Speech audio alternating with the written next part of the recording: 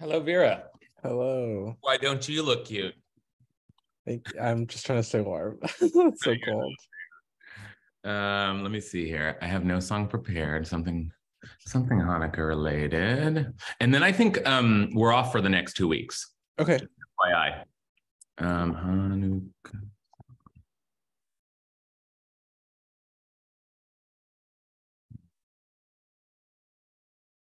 All right, this is what we'll do. The first device for hacking your metabolism.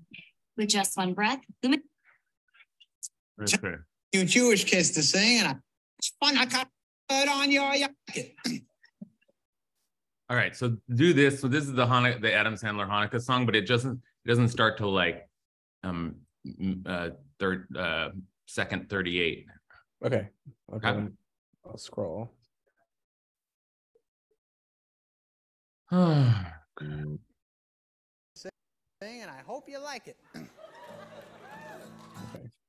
How much time do you want? Give me 3 minutes. Okay. Thank you. Letting everyone in. All right.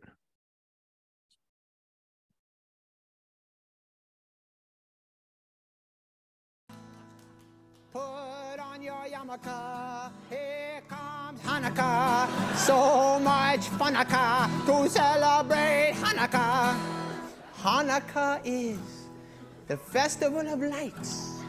Instead of one day of presents, we have 8 crazy nights. But when you feel like the only kid in town without a Christmas tree, here's a list of people who are Jewish, just like you and me. David Lee Roth lights the menorah. So do Kirk Douglas, James Caan, and the late Dinah Shore. Guess who eats together at the Carnegie Deli? Bowser from Shanana and Arthur Fonzarelli. Paul Newman's half Jewish and Goldie Hawn's half too. Put them together, what a fine-looking Jew.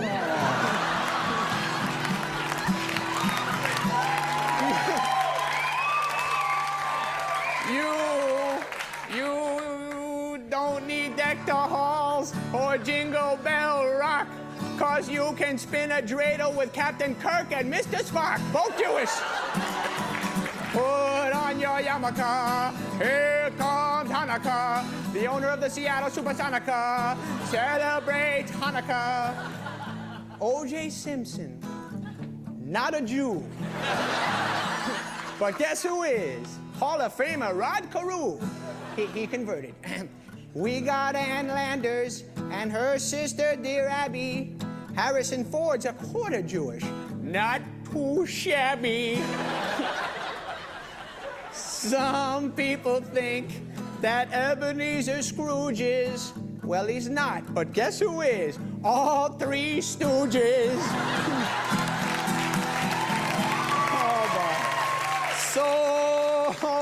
So many Jews are in showbiz. Tom Cruise isn't, but I think his agent is. Tell your friend Veronica, it's time to celebrate Hanukkah. I hope I get a harmonica on this lovely, lovely Hanukkah. So drink your gin and tonica, but don't smoke marijuana. If you really, really wanna have a happy, happy, happy, happy Hanukkah. Happy Hanukkah, everybody. All right. a modern classic. Welcome everybody to Mishnah Mondays. And happy Hanukkah. We're gonna study study Hanukkah today. Hanukkah as it appears or does not appear in the Mishnah. That's the Mishnah is our topic, and I was tempted. Not even our topic. The Mishnah is our text. This is not a topic-driven class, right? This is a text-driven class, and that means every week we just sort of keep going, moving our way through the Mishnah. We're trying to get to know this first rabbinic code that really is the core container for Jewish knowledge. And so that means we should just proceed through the Mishnah in order. And we were kind of finishing up our discussion of Shabbat, as it appears in the Mishnah last week. And so the next tractate, the next Masechet in the Mishnah is Psachim, the Passover tractate. And that's a very important one. And it makes sense for us to start that today. I prepared a class on it even, which we'll do next time we meet. But then I just, it's Hanukkah. It's just like everybody's talking about Hanukkah. It's the first day of Hanukkah. Like all my friends are wishing me a happy Hanukkah. And it felt like we can't gather together this week, the first day of Hanukkah, and not, it's just, I don't know, it's the rabbi in me. You have to talk about Hanukkah. So I thought, well, maybe I should just take a break and, do a little class on Hanukkah. The problem is that Hanukkah is strangely, conspicuously absent from, well, how do we say this exactly? From rabbinic literature, okay? And by which I mean the Mishnah, the Talmud, the rabbis don't discuss Hanukkah a lot. It's actually one of the famous Hanukkah discussions is why don't, it's a holiday we celebrate and care about, and it's in our calendar, and why don't the rabbis seem to make much of it? And to wit, to make that point, I will remind some of you or inform some of you that there is basically one passage in the Talmud that we always return to year after year after year, and that passage in the Talmud is actually in Tractate Shabbat. So we are going to justify our Mishnah study because we are actually still hovering in Tractate Shabbat. So just the part of me that wants to feel like we're following the order of the Mishnah, it can be satisfied. But there is in the Talmud, it's not even in the Mishnah, only in the Talmud, there's a famous, famous in part because it's singular. There's almost no discussion of Hanukkah in the Talmud, but there is one page in the Talmud that discusses Hanukkah, and the most famous section of that page is the middle of the discussion when all of a sudden the strangest question is asked. The rabbis ask, what is Hanukkah? What is Hanukkah? That in itself is just such a strange moment in rabbinic literature. What do they not know? Are they not aware of what Hanukkah is? It sounds like it's only mentioned on that one page, and it sounds like there are some rabbis who are not even sure what we're talking about. Now, Hanukkah is the last of the major Jewish holidays to be consecrated, formalized into the calendar. So maybe that explains it, but it's Hanukkah. The events of Hanukkah take place in the 2nd century before the Common Era. That's certainly plenty of time for the rabbis to know of it and record it. And here's the strangest thing of all, okay? And this is really what we're gonna try to figure out today. Hanukkah actually is mentioned in the Mishnah. We get so used to saying, oh, the rabbis don't talk about Hanukkah. They only mention it in this one place. And that's sort of true because they only ever tell the story of Hanukkah in the Talmud in that one section. But it turns out that Hanukkah, the holiday, is mentioned several times, many times in the Mishnah, actually by some counts 8 times. So it's kind of perfect. You can try to fit. But actually the word Hanukkah appears 7 times in the Mishnah.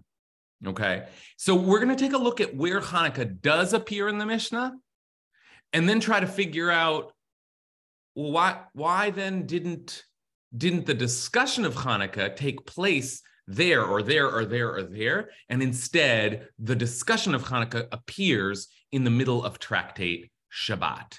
Okay, so try to figure out not just the classic question, which is, why is Hanukkah so absent from rabbinic literature? But actually today, a different take on it, which is, why is it in fact present in rabbinic literature and yet like not picked up on in any of the number of places where it is explicitly mentioned in the Mishnah. Remember, the Mishnah is the earlier layer of the Talmud. So if the Mishnah mentions Hanukkah, I have come across it, but I almost forgot. It's easy to forget that Hanukkah is mentioned in the Mishnah. And because you're so used to thinking about it as sort of buried in Tractate Shabbat, but it is mentioned, and we'll take a look at that a bit today. And I want to just say, give credit where credit is due, that I got a lot of information and a good overview of the whole topic. We're not going to cover all of this from this sheet, which a guy named, I don't know him, but a guy who did a great job, Ephraim Diamond, put together. Okay, so there's more reading for you there. If you want to go deeper into the topic. But let's make a blessing, and then we'll do, I always say this class is core Jewish knowledge. So it is important Jewish knowledge to know to be aware of how infrequently Hanukkah is discussed in the Talmud. And then it's kind of next layer to know that actually Hanukkah does appear in the Mishnah. So that's what we're going to take a look at. Okay, let's do a blessing. Baruch atah Adonai Eloheinu melech haolam asher kitshanu b'mitzvotav v'tzivanu la'asok b'divrei Torah. Okay. All right, so here we go. Hanukkah in the Mishnah, it does appear. Let me give you a source sheet for today, and we're going to go pretty quickly through the instances, the appearances of Hanukkah in the Mishnah. We won't need to discuss them in great depth, but I just want you to see it come up again and again and again, and then we're going to try and figure out, well, why does the discussion wait, or not even, why does the discussion appear elsewhere? Okay, so let's take a look. Here is a source sheet for today, and we're just, like I said, we're gonna like move through pretty quickly here. The first source is from the Mishnah. That's our text, the Mishnah in Bikurim. Okay, that's the first appearance of Hanukkah in the Mishnah, but it's there. There's the word right there. Now, what's the law here? Well, the law here is that from Shavuot, the rabbis called Shavuot Atzeret. There's another piece of Jewish information for you. From Shavuot until the festival of Sukkot, one brings and recites. Now, what does that mean? The mitzvah of Bikurim, a very famous section of Deuteronomy, which describes us coming into the land and then reciting the formula before the priest. Here are my first fruits, my offering. Now that I have come into the land, I'm so grateful. And here's the story of how I got here. Part of that is recorded in the Haggadah, very famous. So from Shavuot to Sukkot, that's the period in which you can bring your first fruits and recite the formula. Okay, makes sense from the basically throughout the summer, right? From the late spring to the early fall, you can do this. Okay, fair enough. And then we are told, and this is just as a marker place, from the festival of Sukkot and until Hanukkah, one brings but does not recite. Okay, that's a classic way for rabbis to formulate a law, which is to say you can still do it, but you've missed the deadline for reciting the blessing. So there are two kind of tiers of when you perform this mitzvah, either in the right time or you have an extension until Hanukkah, but you don't say the blessing because you kind of missed the window on that. Okay, that's the first appearance of Hanukkah. And if nothing else, we see that Hanukkah is there in the calendar. And not only is it there in the calendar, but it's like Shavuot, biblical holiday, Sukkot, biblical holiday, Hanukkah. These are the three marker points, and Hanukkah is like right there with the classics. Okay, Hanukkah, I don't know if I've said this, but there are 5 major biblical holidays, meaning they're in the Torah. And then there are additional rabbinic holidays, like the classics being Purim and Hanukkah, because those events happened after the Torah. So the rabbis designated a holiday later in time. Okay, but by the time we get to the Mishnah, those holidays are known. And just to state the problem one last time, Purim there's an entire volume of the Talmud that is dedicated to Purim, Masechet Megillah, but there is none related to Hanukkah. Okay, so again, yeah, that's the dilemma here. But there is Hanukkah right there in the Mishnah. And it's it's almost surprising because we're so used to talking about Hanukkah as something the rabbis ignore, but there it is. And it keeps appearing. Here's the next mention. In the Mishnah in Rosh Hashanah, meaning the discussion of the new year, but also the discussion of how the calendar is fixed, one of the big discussions is, well, sometimes they're not sure whether the new month starts on one day or the next day, depending on when the moon is sighted. And that leads to some uncertainty in the calendar. And so they would send out messengers throughout the land to let them know when the moon had been spotted in Jerusalem, because that fixed the calendar. And they would send out messengers not every month, but on any month when you needed to know exactly when the date is, because there was going to be a holiday on that date, okay? So there are 6 months of the year that the messengers go out, and here are the months. In Nisan, due to Passover.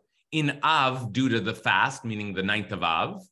In Elul, due to Rosh Hashanah. In Tishrei, due to the holidays, Sukkot, Yom Kippur and Sukkot, the other high holidays. In Kislev, due to Hanukkah. And in Adar, due to Purim. Okay, that is, boy, there it is. There's all the holidays, and Hanukkah's right there with them. That is as clear an inclusion of Hanukkah as we could possibly have. It's almost like that's the calendar for us. Okay, but again, in both of these places, the Hanukkah is mentioned, but then when you dip into the Talmud, no, it's like they forgot. Okay, let's just keep going a little bit, get all the mentions in here. Here is a discussion of fast days in Mishnah Ta'anit. One may not decree a fast day on the community on Rosh Chodesh, new moons, or Hanukkah or Purim. Okay, you can't have a fast day on these days, presumably because they're celebratory. However, in a different Mishnah, on new moons, Hanukkah and Purim, they may both wail and clap their hands in mourning. Now, what that means, that's a reference to an ancient practice where there'd be like mourning hired women who would mourn, right? They were the wailers, and they would wail at a funeral. The mikonanot, they called them. And apparently like make noise with their hands. Also, clapping sounds like a funny thing. But the idea is you can lament your dead on Hanukkah. You can't declare a public fast, but there's certain kinds of mourning that are allowed on Hanukkah, Purim, and Rosh Chodesh. Okay? So like now you're starting to see the discussion is actually pretty full here. There's like Hanukkah's mentioned. Hanukkah, they send people out to let them know that Hanukkah's coming. Hanukkah has certain rules that the Mishnah is discussing. I'm actually starting to feel like there's a lot of Hanukkah in the Mishnah. Let's keep going. Okay. Here are a couple of discussions of what parts of the Torah are read on Hanukkah. So here in Mishnah Megillah, it says all holidays interrupt the regular weekly order of readings, including Rosh Chodesh, Hanukkah, Purim, fast days, the non-priestly watches, and Yom Kippur. There's Hanukkah again, okay? So it interrupts the regular cycle of reading. And here's the explanation of what we read on Hanukkah, also in Megillah. On Hanukkah, they read the selections from the portion of the dedication of the altar by the tribal princes. That's a long way of saying what they just say in one word here, but there is a dedication of the tabernacle in the Torah, and that's the reading that we choose, or that the sages chose to read on Hanukkah. Okay, so now we've got even Hanukkah liturgy or Hanukkah reading. This is we've now mentioned Hanukkah 6 times in the Mishnah. It doesn't actually seem so conspicuously absent at all. And let me just do one more here, because this is actually the most interesting, the most sort of like the most curious case of Hanukkah. And it appears in the laws of damages and who's responsible for damages. That's in Bava Kama.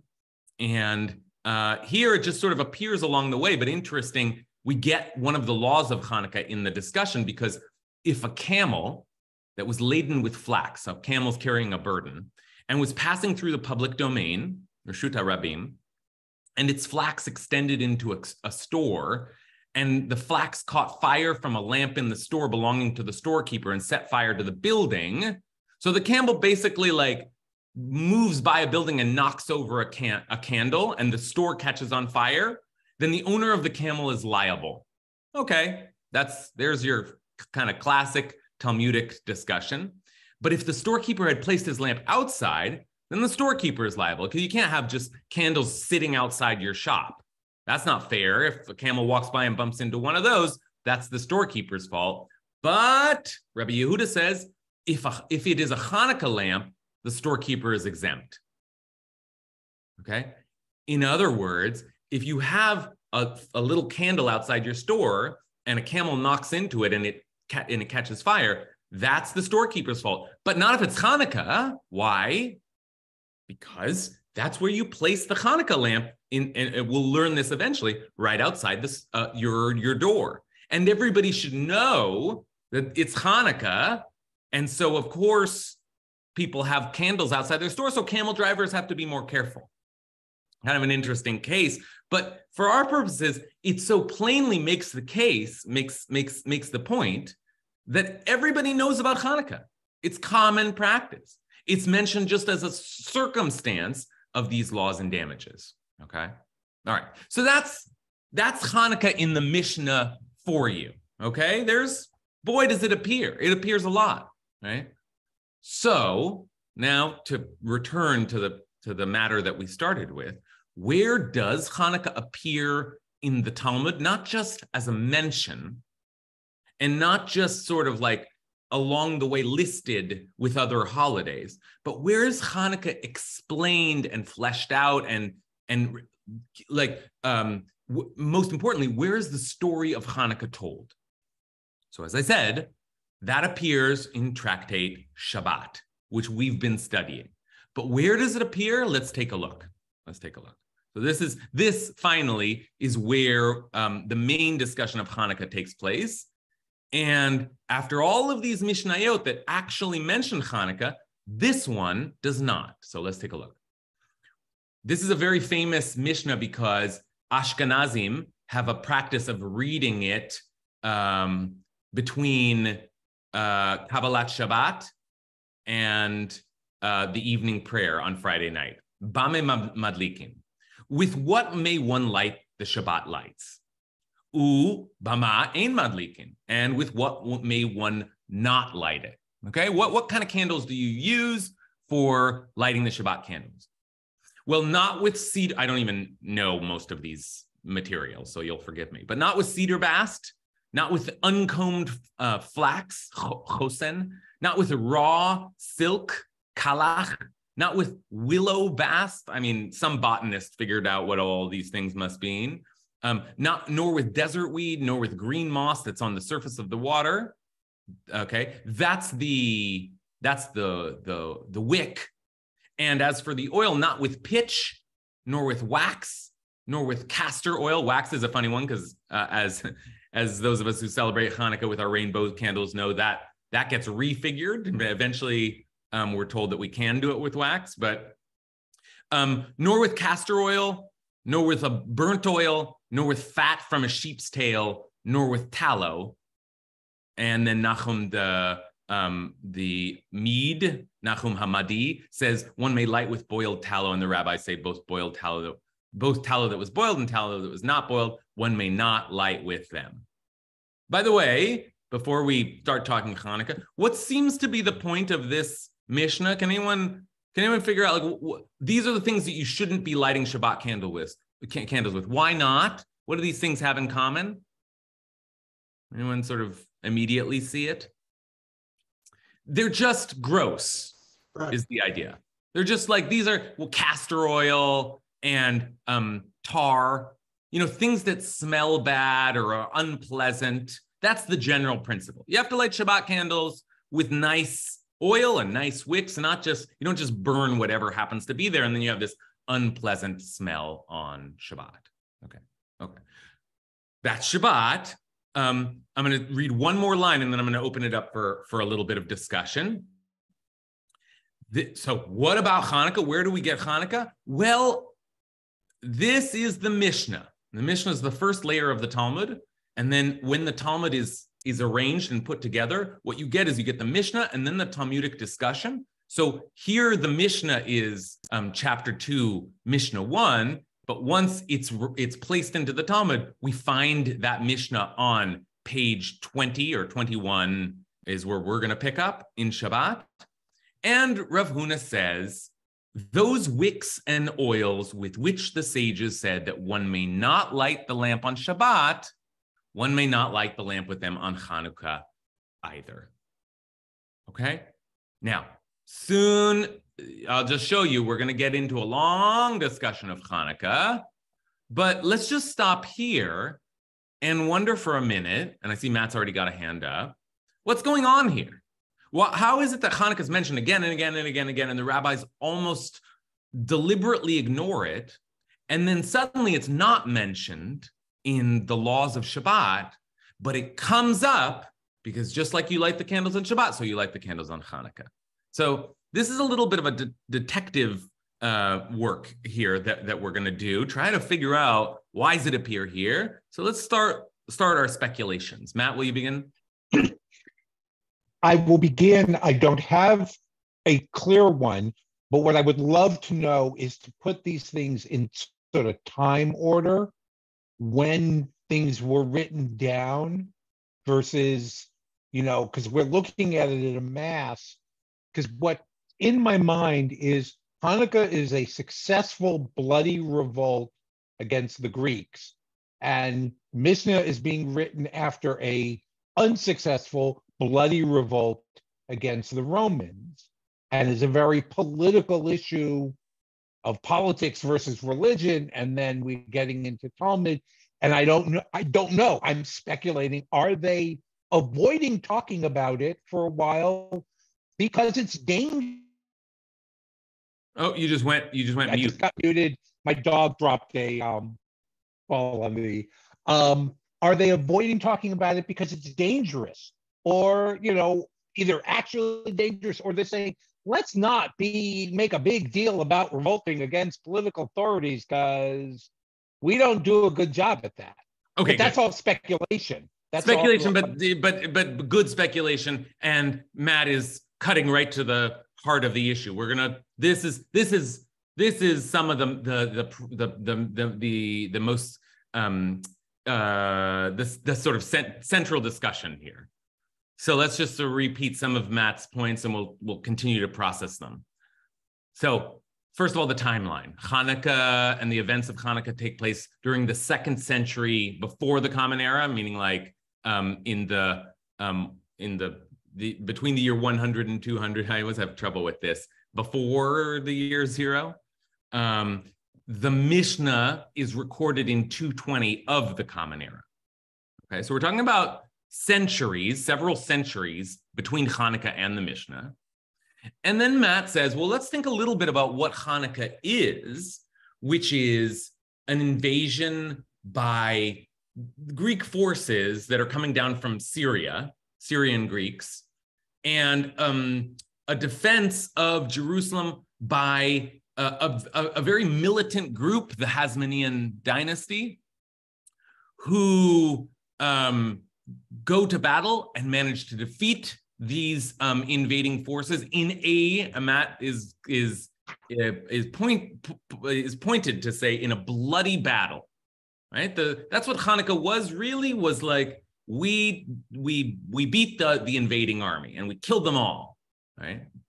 And Matt is beginning to speculate, and let's continue to, because I think Matt's onto something here, that the rabbis are writing after another invasion, the Roman invasion this time, hundreds of years later, and the rabbis are writing in the wake of defeat. A defeat. They did not stand up and kill all the Romans.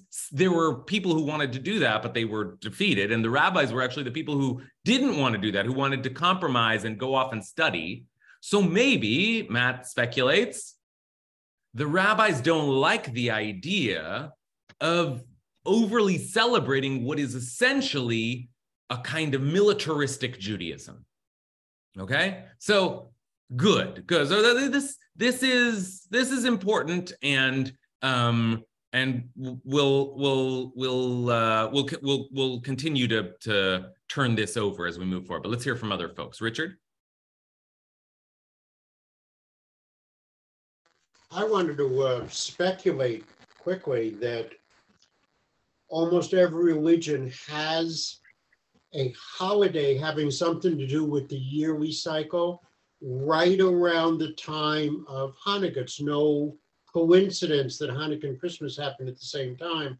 I'm wondering if the roots of a pre-Torah festival are in some pagan tale or some pagan holiday that everyone in the ancient Near East knew about. And they said, well, it's Hanukkah time.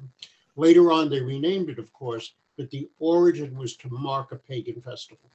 That's interesting. That's interesting. In other words, the function that Hanukkah plays in our diasporic society, which is that we get to have a holiday during the darker days of the year. So perhaps like there was always a yearning to have some kind of celebratory festival during that time of year among the pagans, among the Hebrews as well. And the rabbis maybe were pushing back against that desire because that's not real Judaism. It's not really in the Torah. So another reason for the rabbis to be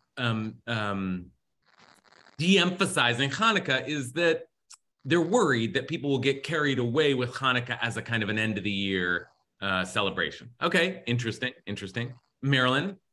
I actually have a slightly different take on both of those things. I mean, as far as the pagan one goes, I would posit that every culture has a holiday of light in the middle of darkness and that it already existed and the rabbis folded it in, like rather than say we're not going to make it important, they kind of found a way to fold it in because that kind of that was happening already, that we needed that. So that's the way I always think of that.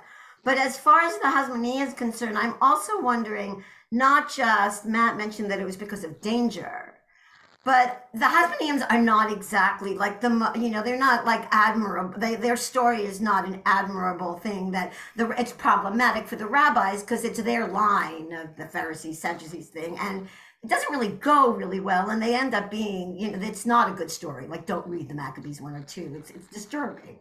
So I'm wondering if the rabbis don't really want to talk about the origins or whatever it is, because they don't want to bring that back in. They'd rather concentrate on the ritual itself. Okay, good. This is another important piece that Marilyn is giving us.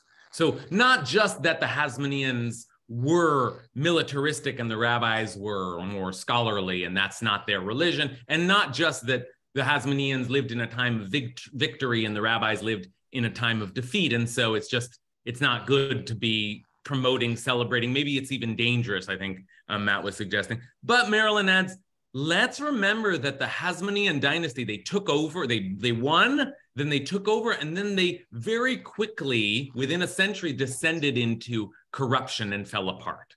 So the Hasmoneans actually turn out to be anti-heroes, and the rabbis are not interested in celebrating their corrupt takeover of the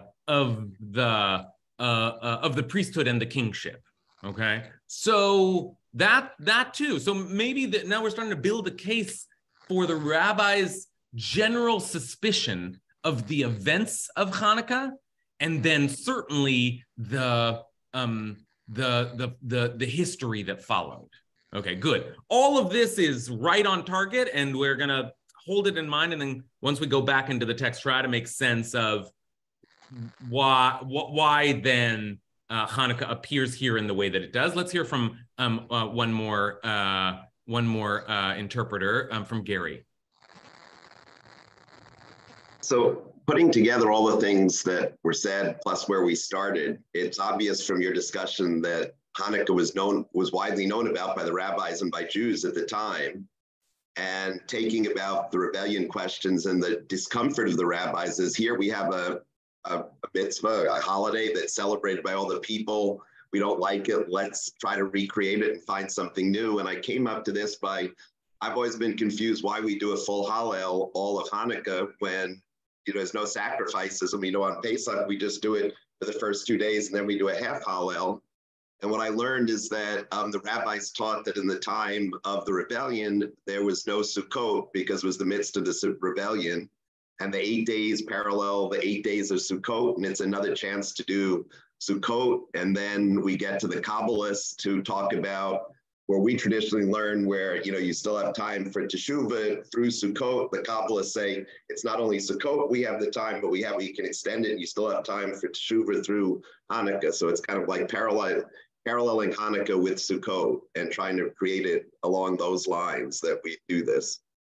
Okay, that's great. So what Gary's doing is sort of starting us after the rabbinic period, like trying to reconstruct or to imagine how Hanukkah ascends and becomes a significant holiday, and then starts to serve all kinds of other functions.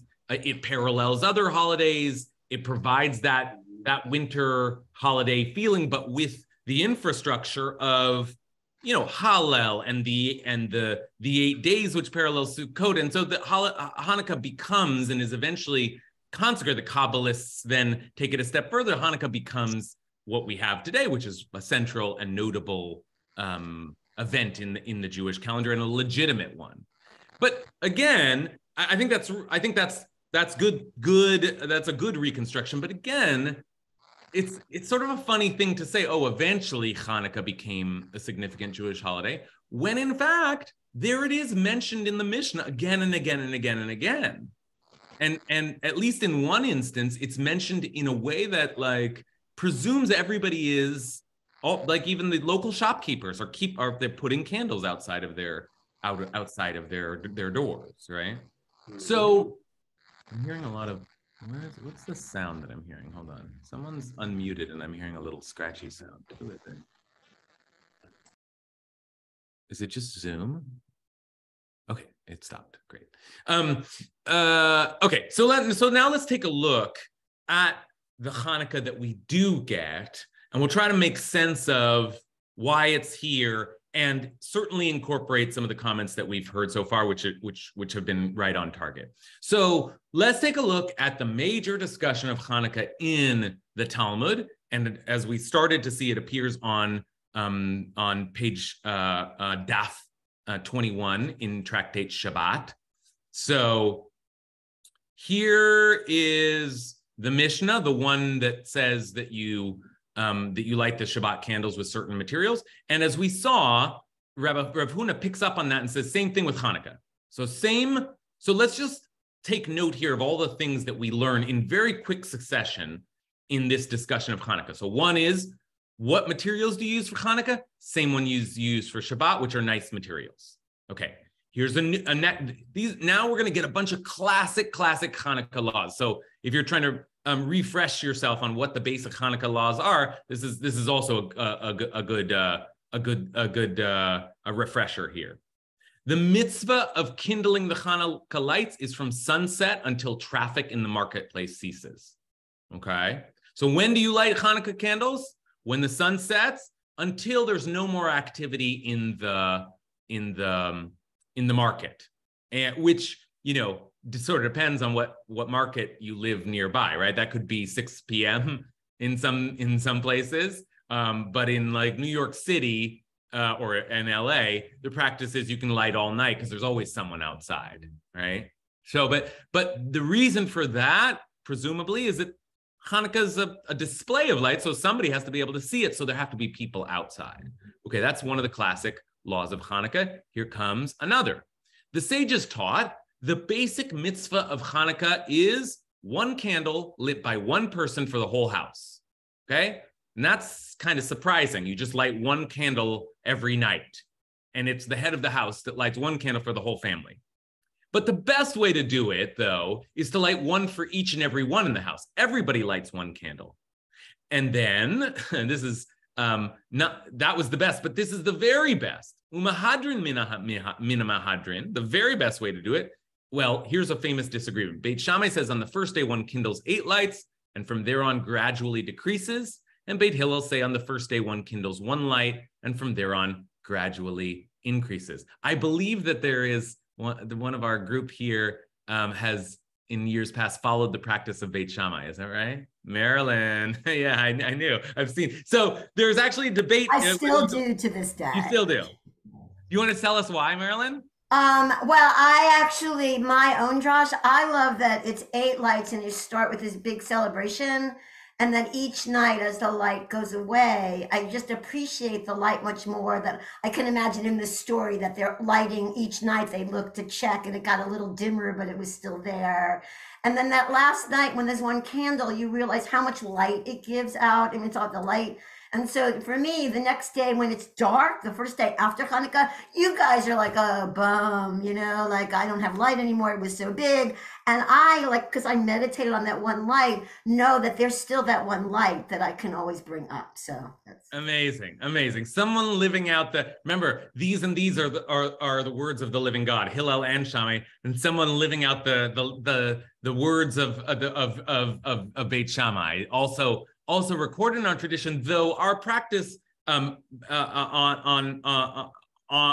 the whole is to follow Beit Hillel, the house of Hillel, there's a long discussion here, which I've ellipsized, but essentially Beit Hillel says, oh, you have to go up in holiness, but Beit Shammai is saying, no, you should start with the full Monty, and so Marilyn does, and that's a spiritual experience unto itself that was a part of the ancient world. Okay, so this is a famous Hanukkah conversation. In fact, all of the famous Hanukkah conversations are going to be contained in this quick sweep that we get here in the Talmud. So let's keep going. And eventually we're going to get to the story of Hanukkah. But as you can see, mostly we're talking about the mitzvah of Hanukkah. What is the mitzvah? Here, I spelled it in 2 different ways. The mitzvah of Hanukkah. So what do you do? So first of all, what can you light Hanukkah with? Secondly, when do you light the Hanukkah candles? Third, how do you light the Hanukkah candles? Now, where do you light the Hanukkah candles? The sages taught it's a mitzvah to place the Hanukkah lamp at the entrance to one's house on the outside so that all can see it. That's like the shopkeeper. If he lived upstairs, he places it at the window adjacent to the public domain. That's what we usually do, because you can't place it on the ground. And and this is interesting, in a time of danger, when the Gentiles issued decrees to prohibit kindling lights, he places it on the table, and that's sufficient to fulfill his obligation. So that's sort of a startling but practical, actually, because Jews who have lived through many times of danger, where the very mitzvah of publicizing the miracle actually would endanger them, and so they do it inside as well. Okay, here's another mitzvah. Which is the shamash. One must kindle another light in addition to the Hanukkah lights in order to use its light, because you're not supposed to use the lights of Hanukkah. You're just supposed to appreciate their beauty. So you need another candle to do that. That's the 9th candle, the one that sticks up on top. That's the shamash. So look, we're getting all the laws of Hanukkah. They're just like coming down the pike, one after another. Now this is a discussion of Hanukkah. And then in this moment, as we're listing one law after another, after another, really fleshing out the practice of the mitzvah, it's at that moment that suddenly we get the discussion of Hanukkah as if, and you can feel now how strange it is. Here they're talking about it, and then some voice in the Beit Midrash says, wait, what are you talking about? What is Hanukkah? What is Hanukkah?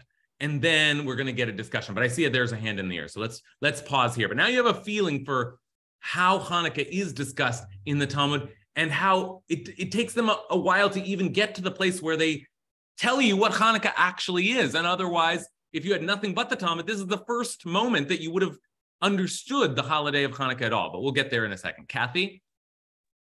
Yeah, I really love the fact that this all comes from what can you burn for the Hanukkah lights, well, and what you can burn for Shabbat lights, but what you can burn, that's the kind of that's where it's coming from. I guess I never really sort of connected that, and I'm interested in this partly because I really like to burn different things, like things really burn differently. I'm kind of a bit of a pyro maniac, but anyway, so that's a whole other thing. And then the other thing is that my family in Japan, what's a long story, I make the story short, but anyway, back in the 19th century, their business was making candles out of whale oil. And they're very fine candles, but they kind of got superseded by kerosene. So the family lost all its money. And anyway, that's kind of why I'm here. Great. But I was going to say, the thing about the material is that what's really different about all these different materials is how they smell. You know, you get light out of all of them, I guess. And we're always talking about light and darkness, but it's really hitting me that this is about smell, because, you know, it's kind of what it brings to mind is sort of the pleasing odor to God, you know, that God finds things pleasing, and that's really important, how things smell, and that the sacrifices, that the smell is a really important part of the whole thing. And so I just think, I don't know, it just evokes something kind of different. I almost think that I've always thought that pleasing odor to God was kind of a weird thing, you know, like, you know, God cares about smell that much, but it's a kind of a, you know, critical part of both the physicality of it, but also the symbolism and the link to, you know, sacrifice and burning things for God. Yeah. Okay, good. There's a intriguing little suggestion at the end there. The link to sacrifices and that whole burning ritual. But let me just back up and take Kathy's point in a general way, because I think Kathy's going to help us to ask the question that we've sort of been pushing towards all along, but Kathy's comments help us ask it in a really sharp, precise way, which is Kathy is seeing and articulating for us that it isn't just that Hanukkah appears in this random spot in the middle of the discussion of Shabbat, and it isn't just that, oh, well, you light candles on Shabbat, and so you light candles on Hanukkah. It actually, when we look at the discussion in its fullness, we can see that this is really a conversation about candles, or maybe not candles, but lamps, lights. Almost like it's a really detailed account of what it means to light the candles of Hanukkah. That's the focus here in a very specific way. What is the sensory? What is the material? What is the physical? What is the act of? It's just a long discussion of the Hanukkah candles. Okay. Now that's an important point to make in a strong way, because I think it's going to allow us to see something that at least I don't usually say on Hanukkah. So let me tell you what I usually say on Hanukkah, or what I usually hear on Hanukkah, which does borrow from a lot of the comments that we heard earlier. So here we are having the conversation about Hanukkah, and then all of a sudden someone asks, wait, what is Hanukkah? And this is the answer. This is the famous, this is really the passage that gets studied every year on Hanukkah, because it is the account of the actual story. But listen to how the story is told. What is Hanukkah? Our rabbis taught, on the 25th of Kislev, we start the 8 days of Hanukkah, on which mourning the dead and fasting are forbidden. Okay? For when the Greeks, now that contradicts a little bit something we saw in the Mishnah earlier. Fasting is forbidden, but mourning the dead was permitted. But okay, so more to discuss there. For when the Greeks entered the temple, they defiled all the oils inside. Again, look at this emphasis on the materials. And when the Hasmonean dynasty prevailed against and defeated them, they searched and found only one jar of oil, which lay within the seal of the high priest, but which contained sufficient for 1 day's lighting only. But a miracle happened. Nasabo nes. This is it. This is our Hanukkah, right? This is like the miracle. A miracle happened, and they lit the lamp for 8 days. What was only enough for 1 day lasted for 8 days. And the following year, these days were appointed a festival with prayers of praise and thanksgiving. Okay? So what is Hanukkah? What's the point of Hanukkah? What are we celebrating in Hanukkah? According to the Talmud, what we're celebrating is the miracle of the oil. And the way we often teach about Hanukkah is, as you know, to borrow from the helpful comments earlier, is to say that the real victory of Hanukkah was a military victory. We won a battle. We killed people. If you look in our Siddur, actually, I think I have a copy of it here. If you look in our Siddur at the insertion for Hanukkah, you'll see it's very militaristic, very bloody, right? You fought their fight, and you judge their claim, you avenge their wrong, you deliver the strong into the hands of the weak and the many into the hands of the few, right? That account of Hanukkah is the military battle, which seems actually like the most significant thing. But the rabbi's account of Hanukkah in the Talmud focuses on, and then the Hasmoneans won, whatever, but it focuses almost exclusively on the miracle. And the way that we often talk about that is to say, as Matt was intuiting earlier, as others said along the way, that the rabbis were uncomfortable with a holiday that emphasized violence, partially because that's not who they were, and partially because they worried that to celebrate violence when they were actually cowering from the Romans, when they had been defeated by the Romans, that was just not good politics, right? And then we can add some of the other theories. They worried about the corruption of the Hasmonean dynasty, but whatever it is, they didn't like the emphasis of a holiday that was focused on a military battle. And so instead, they emphasized the spiritual, the miraculous, the a more critical voice would say they came up with a miracle, right? They added a miracle on because they didn't want to just celebrate war. Okay. Now that's an interesting discussion. It's one that we have every year. But what I think that this tour through the Mishnah and through this particular appearance of Hanukkah and what Kathy's description of it just now helps us to see is that it isn't just that the rabbis emphasize miracles over military, but that actually the rabbis' discussion of Hanukkah focuses very heavily and exclusively on the mitzvah, the ritual performance of lighting candles, okay? Which, after all, is a part of Shabbat practice, which is a part of a lot of holiday practice. But look at how their discussion, yes, there's a miracle, which is the reason for it all, but the rabbi's true concern is with the practice of, the ritual practice of a mitzvah, the mitzvah of light, of a physical mitzvah of lighting candles. So Kathy gave us a kind of a one version of why that might be so important to them or significant to them. But I want to pause here and just allow that to simmer a little bit and see if there are any reactions to the idea that Hanukkah for the rabbis was not just miracle and not military, but actually what they really wanted to do was to come up with a mitzvah that would be the centerpiece of Hanukkah, which is the mitzvah of lighting candles, of lighting menorah, of being very careful about all these intricate discussions about you light it in this way, on this level, with this amount of people. You do it from this time to this time. Do you do 8 to 1 or 1 to 8? It's all very ritually focused, okay?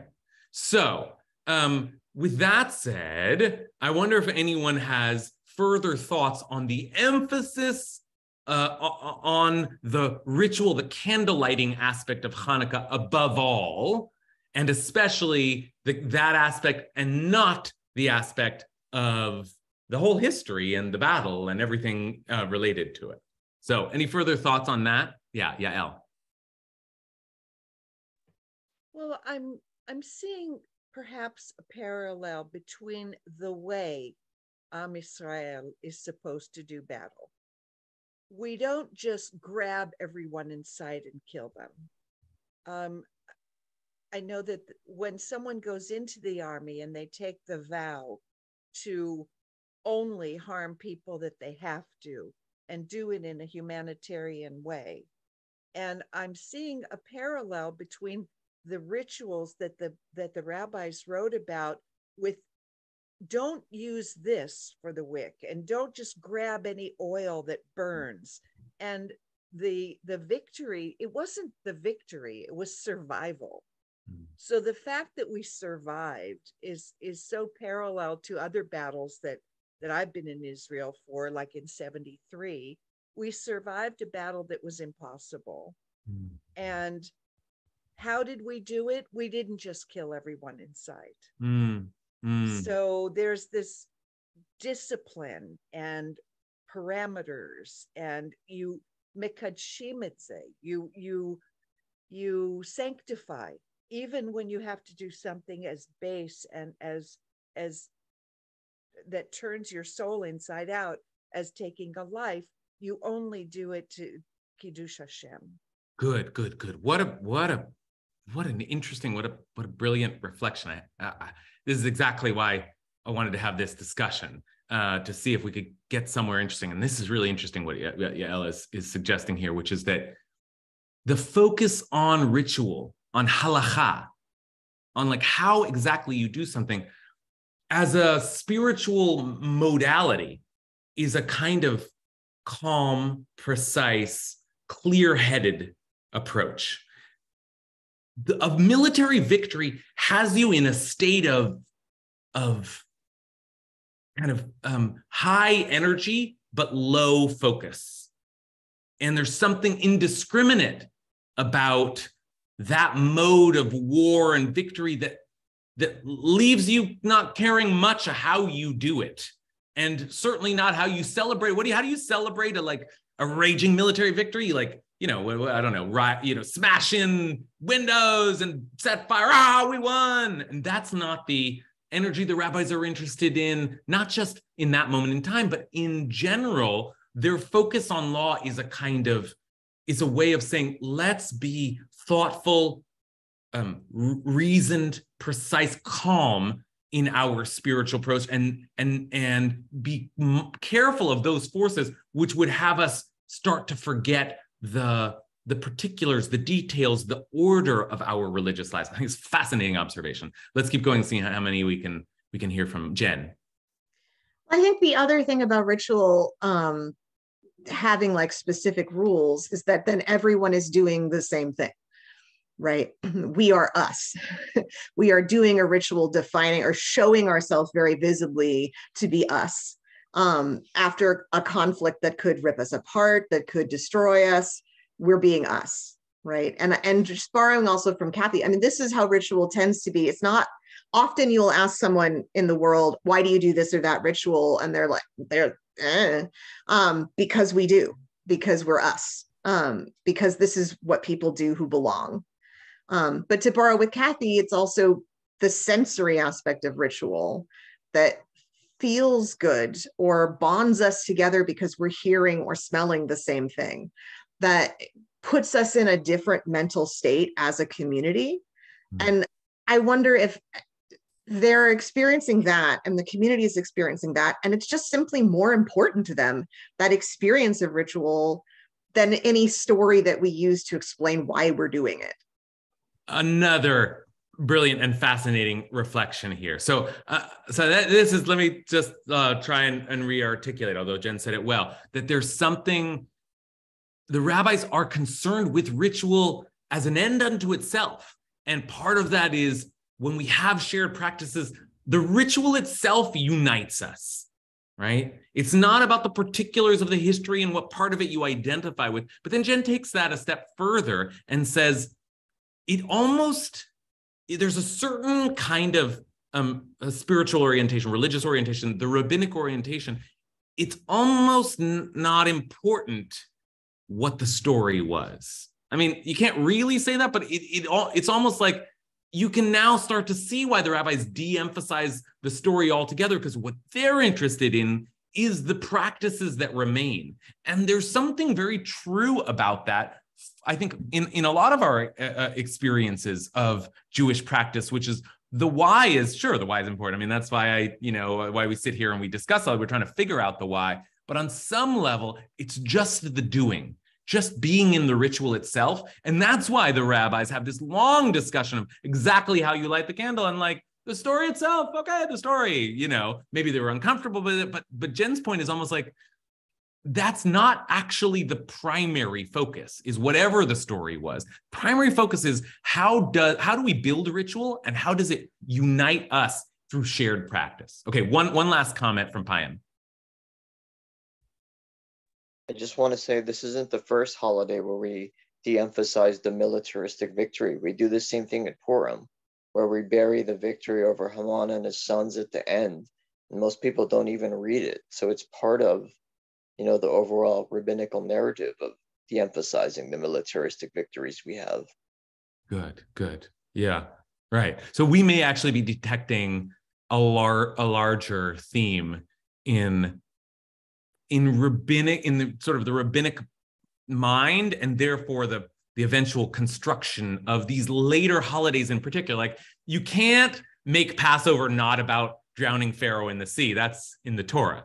But you can make Purim and I mean, the truth is, like, it's also in the book of Esther, right? But like, it's a rabbinic holiday. They have a little more control, and they can sort of de-emphasize what they want to de-emphasize here. So we get this version of Hanukkah, which is hooray for the miracle, but a very quick mention of even that. So the de-emphasis of the military battle, an emphasis on the miracle. But I think what we've really gotten through our discussion today is, every year we say, oh, miracle, that's the really thing that the rabbis cared about. But what we've started to see today is that it's not just an emphasis on miracle, it's an emphasis on ritual, on mitzvah, right? It's like the rabbi's approach is not just to say, oh, let's come up with some spiritual thing because we don't like that old history. It's actually much more consistent than that. What the rabbis are concerned with is, how do we develop shared practices, and really nail them down, how exactly we do them, because that the rabbis see as the real path forward. That's going to be the spiritual mode that they think is going to drive the people keep the people together. Now that, after all, they have been defeated and dispersed. Right? So to celebrate a military battle, it doesn't just like sit uneasily with them because they're living in a different period. It isn't their approach. It isn't what they think is going to bring the Jewish people into the future. What they think that is going to bring the Jewish people into the future is mitzvah, is halacha. And always remember that the word halacha means going forth, sort of progressing. So even their word for ritual is, how will we go forth from here, right? And we will not go forth from here by clinging to the bloody victories that we had. The thing that will move us into the future are these set of practices. And indeed, they have. So I wish you a happy Hanukkah. And may we all come together through our shared practice of lighting these candles. We're off for 2 weeks. There are national holidays, and cars closed the last week of the year. So the day after Christmas and the day after New Year's are holidays. So they're both Mondays. So we will not meet for 2 weeks. We will meet again the second week of January. Okay.